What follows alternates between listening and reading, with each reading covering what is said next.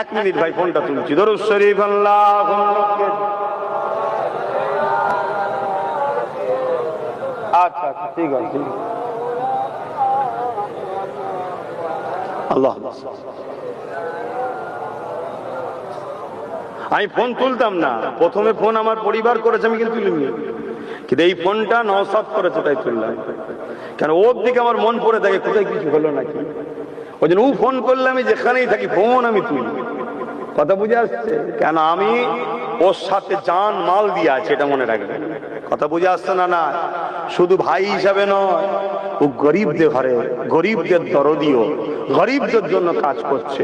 সে মুসলমান হোক, হিন্দু হোক, আদিবাসী হোক, সাঁওতাল হোক, বাগদি হোক, গরিবদের হয়ে কাজ করছে। এই কাজটা আমার ভালো লাগছে। যেদিন ও দেখবো ভুল করছে, ওর ফোন তো তোলা দূরের কথা, ওর সব থেকে বড় দুশমন আমি হব।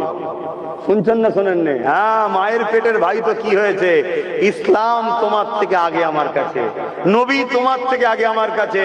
তুমি মানুষের উপরে জুলুম করবে, তোমার মতন ভাইয়ের প্রয়োজন আমার নাই।